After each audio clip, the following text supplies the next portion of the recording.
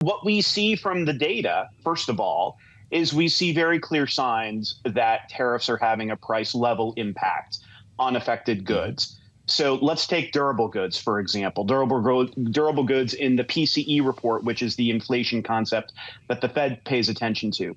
Usually durable goods fall in price over the years. Over the first 6 months of last year, durable goods fell in price by 0.6%.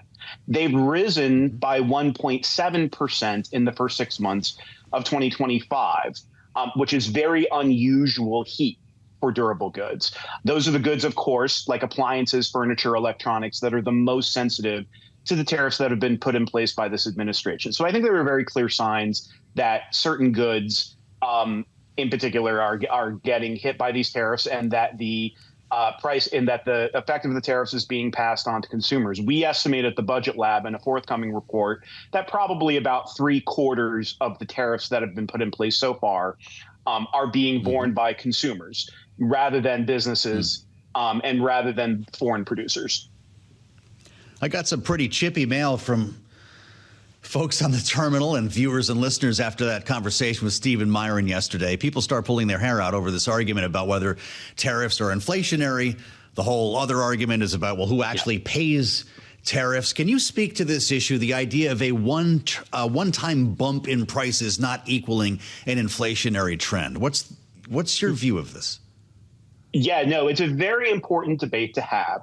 So let's be absolutely clear. If the question is the effect of tariffs on the price level, like I said, there is very clear, I think, evidence right now that tariffs are raising the price level.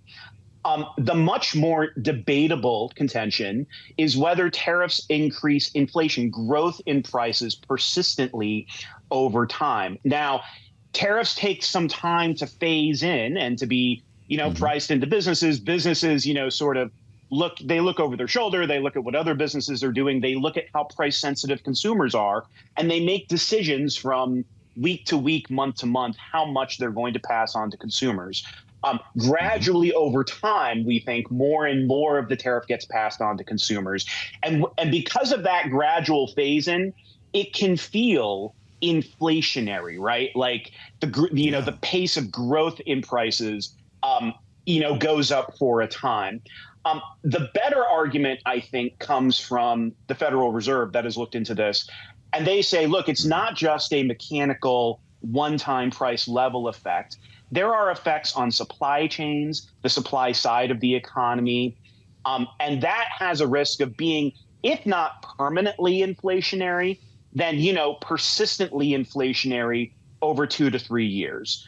I think that is what Jay Powell and the board is worried about, is that latter part. I think they totally understand the idea, the mechanical concept of a one-time price level increase. I think what they're worried about is, the spillover into supply chains. I think they're also worried about inflation expectations as well. And we see very clear evidence of higher expectations, in consumer surveys, for example, like University of Michigan.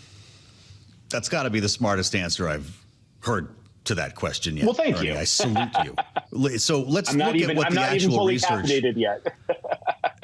Well, yeah, this could only get better, apparently. So the current tariff rate, based on your research at Yale Budget Lab, an overall average effective tariff rate of 18.6%. A lot of people are throwing 15 around. It's higher than 18, the highest since 1933. Overall price level and distributional effects, this is awfully important. For all 2025 tariffs, rising by 1.8% in the short run. This gets to what Ernie was just saying, the equivalent of an average per household income loss of $2,400 in 2025. To your point, these may not be permanent, but they can be persistent. Is this what families should brace for the next couple of years? That's right. So we think that these effects phase in over 2 to 3 years. The other thing I would say, too, is that it won't surprise people to hear that not all families and not all products are affected equally, over those 2 to 3 years. So first of all, it's lower income families that are going to get the bigger hit. When you look at the tariff hit as a share of income, lower income families are hit 3 times as much as higher income families. And that's because it's not just that lower income families spend a greater share of their income in general.